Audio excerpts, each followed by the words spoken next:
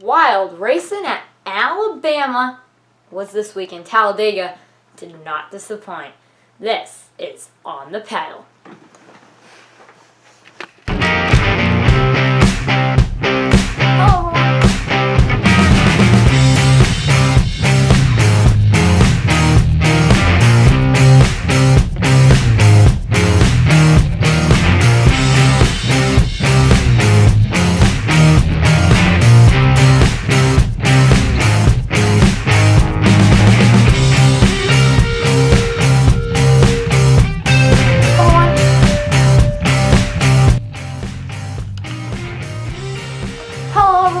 Welcome into On the Pedal. My name is Cameron Simpson. How are you all doing? I hope great after you just watched Talladega's race. I am so low in frame. Okay, well, I hope you guys are doing really well after watching Talladega, because it was a very exciting race. I'm not gonna lie, I enjoyed this race probably more than I enjoyed any of the other races this year. It was one of the better Talladega races. Number one, because it was chaotic from lap number one. As soon as we took the green, it was chaos from the start. Double yellow line rule came into effect in this race. So much came into effect, and we're going to get into it right now. We're going to talk about it right now, and I just want to get your thoughts and opinions. And the best way to get your thoughts and opinions, number one, is to comment down below. This show is me giving my opinion, but it's also you guys here on the channel. You have a voice here, and you can put your opinions right down below here. Where my fingers are pointing, you just scroll down. The comments are on the videos from now on, so make sure you give us your opinions on the topics that we talk about in this video or anything else. And I love to hear from you guys always, and your thoughts on this Talladega race, because it was pretty chaotic. Also, do me a favor and subscribe to this channel. Hit that big fat red subscribe button, because according to YouTube analytics, 85% of you who are watching my videos are not subscribed. So you gotta subscribe to get the best sports content that you can get and enjoy hearing me 3 times a week. So make sure to hit that subscribe button, because only 15% of you are people who constantly watch these videos and who are subscribed. And if you are one of those 15, here's another thing I would like you to do. Hit the like button and share this content to anyone else you think will like these videos. Anyway, enough of that junk. Let's get into the actual video. Talladega, Alabama, baby, and we're just going to fast forward to the third overtime, because yes, it took 3 overtimes in today's race to get this race over with. I repeat, 3 overtimes. It was an up and down race from the start, and it took 3 overtimes. And we're going to talk about NBC and the yellow line rule a little bit later. But first off and foremost, Matt DiBetto is in a situation to win the race. His 100th win for Wood Brothers, they're in the situation. Chase Elliott, who has kind of been in the mix really all day, is in the situation to win this race. Chris Buescher is in the conversation as well, and so is so many other drivers. But fuel has been coming into effect the last 2 laps of this race. We see Chase Elliott. He had to go down the pit road to get the pit, and then coming to the green flag, Matt DiBetto and Chris Buescher are riding on the apron, because they just think they don't have enough fuel. They don't think they have to save a lot of fuel, and they were saving tons of fuel. So that was happening during this race. That was happening. Not only were they saving tons of fuel, they were also doing many different things, trying to be able to line up with their teammates, somebody who will be able to push them for a good restart. So what ends up happening, it was 3 wide through this whole lap. I swore that we were going to get a caution, but we didn't. Finally, the white flag comes out, which means next caution ends the race. Rounding out turns 3 and 4, and Denny Hamlin gets forced down below the yellow line, according to NASCAR, from Chris Buescher, who I guess will get penalized in the end of the race, and he has to ride the bumper. Now, here's where I think about this yellow line rule. Dale Jr. was speaking out against yellow line rules, saying, I don't think we need the yellow line rule in NASCAR. We don't need the double yellow line rule, which, if there is a double yellow line rule, which there is, only at super speedways, it's for safety, which means the drivers cannot pass the double yellow line, which is on the apron of the track. If they do, it is a penalty. Now, there is an exception to the rule. If you're forced down by another driver, you are indeed fine. You can go on the bumper, you can go on the apron, but NASCAR states in the rule that they want you to move up. Denny Hamlin rode the apron the whole time that he was on the track. He rode the apron.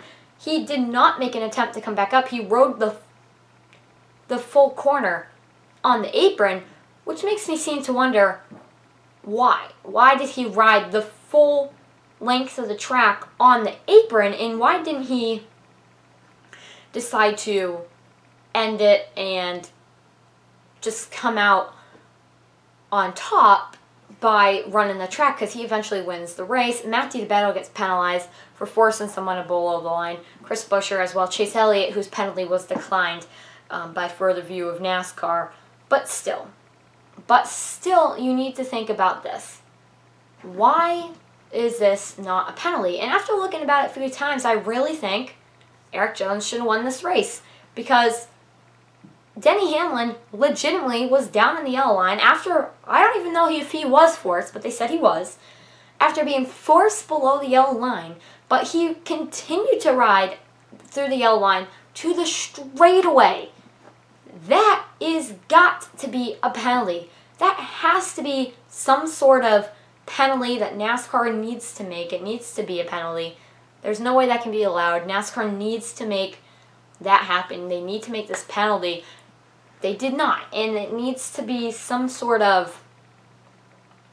There needs to be an exception in the rule where NASCAR will allow this penalty to be gone. But I also think NASCAR needs to keep this penalty for safety issues. Because if we don't have this penalty, we're running into very big safety problems that we don't want to run into as NASCAR, because we already see Ryan Newman crash. So for you fans that are saying, well, let's get rid of this rule altogether, I do not see that coming within the next few days. I do not see that coming within the next few weeks, and I really don't see it happening within the next few years.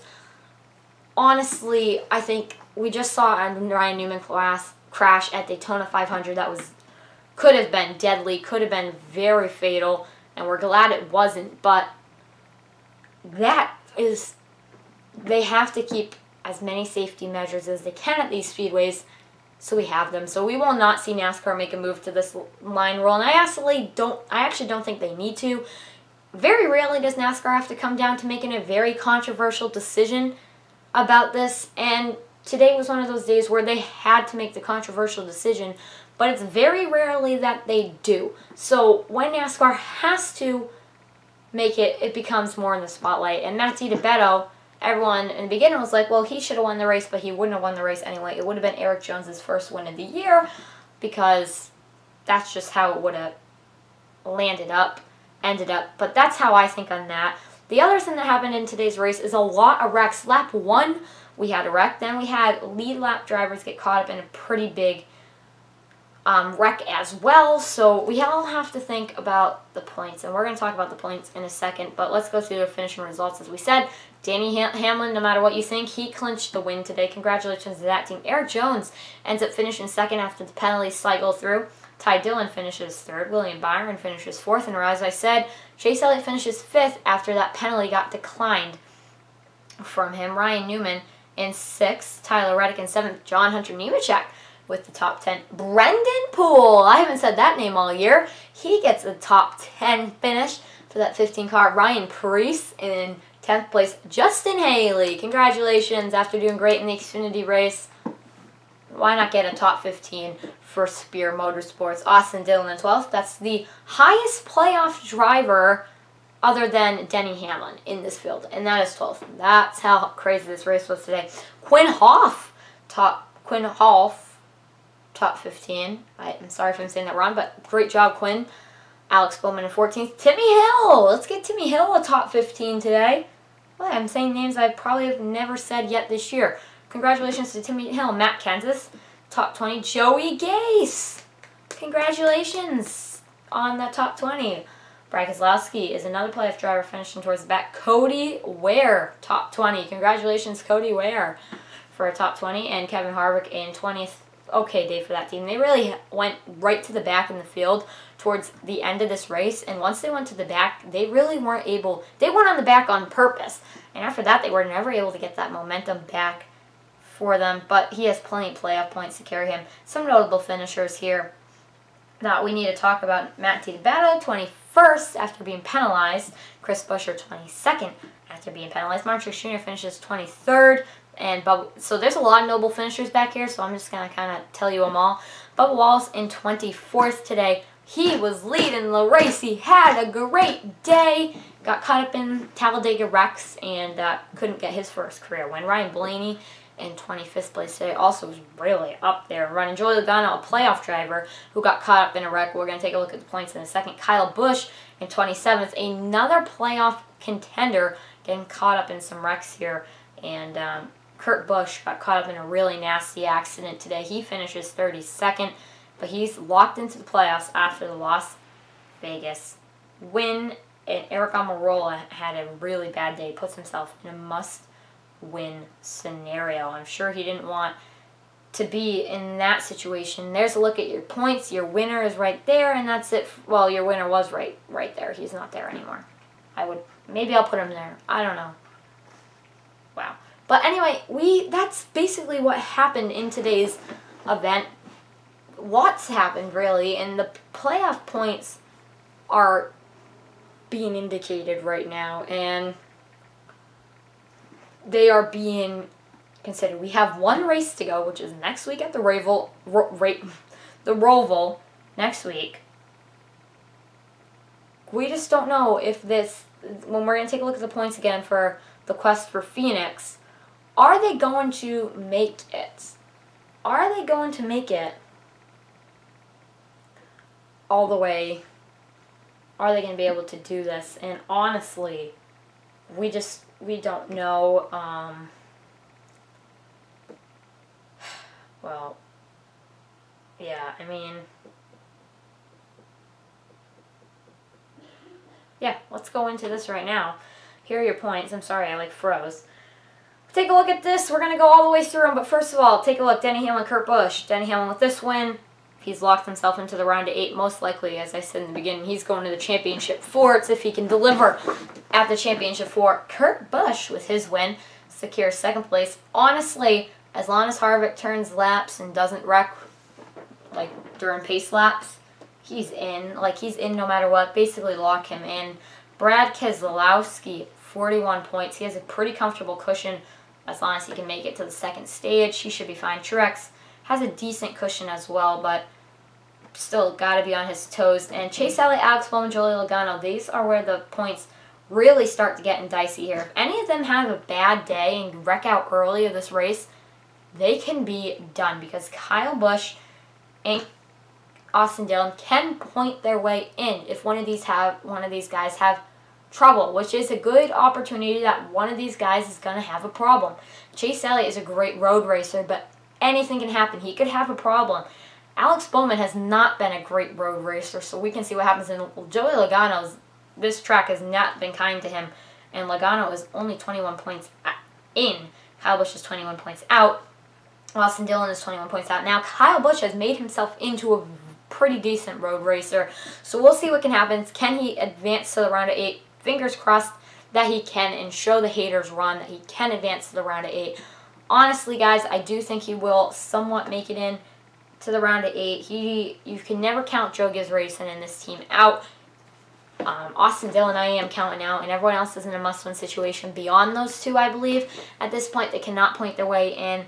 Kyle Busch can, but I think they're going for the win next week. And if it comes down to it, he will wreck someone for the win, no matter who they are. And again, if Chase Elliott, Joey Logano, and Alex Bowman, if any of them have trouble in that race early on, I'm saying 1st stage, 2nd stage, Kyle Busch will most likely point his way in as long as he doesn't have trouble. But the moment he has trouble, he's out of the playoffs. And if any of these drivers below the cutoff line have trouble, they're out. So it's going to be crazy going into next week. So look forward to the Roval as always, and stay tuned to the channel. Hit the subscribe button. Hit that bell icon because we're going to be recapping the Roval after it happens. and plenty more videos coming out this week. As I said, 3 uploads a week, so be watching for them. Thanks for watching this video, though, guys. Have a fabulous day, and I will see you on the next one. Peace.